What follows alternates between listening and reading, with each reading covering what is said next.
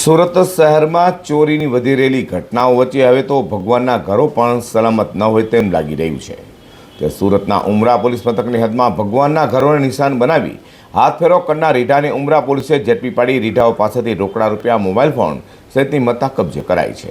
સુરતના ઉમરા પોલીસ મથકની હદમાં બે મંદિરોમાં થયેલી ચોરીની ઘટનાઓને લઈને આરોપીને ત્વરિત ઝડપી પાડવા સુરત પોલીસ કમિશનર અનુપમસિંહ ગેહલોત તથા સંયુક્ત police commissioner sector 2 can Damor અને નાયબ પોલીસ કમિશનર ઝોન 4 ડોક્ટર નિધિ ઠાકોર તથા મદદનીશ પોલીસ કમિશનર જી ડિવિઝનની સૂચના મુજબ ઉમરા પીઆઈ જે રાઠવા તથા સેકન્ડ પીઆઈ એમ મોરીની ટીમ પેટ્રોલિંગમાં હતી.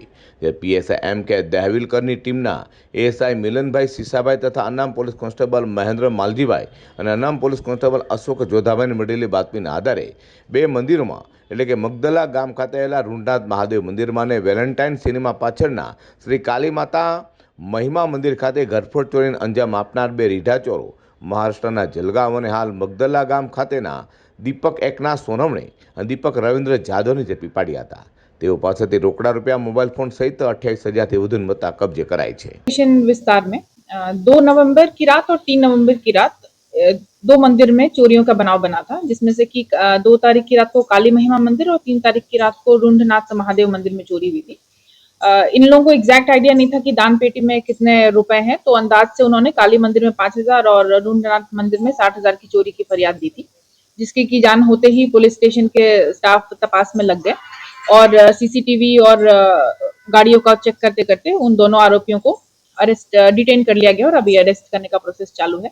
आरोपियों के पास से कुल 18,230 रुपए का मुद्दा माल और 2 मोबाइल कब्जे किया गया है.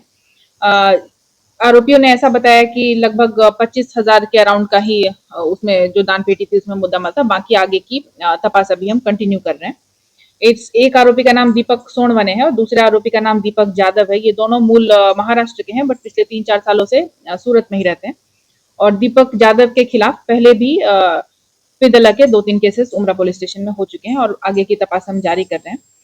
माननीय नायब मुख्यमंत्री श्री की सूचना ऐसी है कि किसी भी मंदिर के चोरी में जो आरोपी इन्वॉल्व हो उनको उन पे स्ट्रिक्ट से स्ट्रिक्ट एक्शन लेना है, क्योंकि इस तरह से एक्टिविटी करने पर धार्मिक लागनी दुभाने की पॉसिबिलिटी रहती है. और इसी अनुसार माननीय सीपी सर के सूचना मुजब इमीडिएटली एक्शन लेकर के इन दोनों आरोपियों को धरपकड़ कर ली गई है.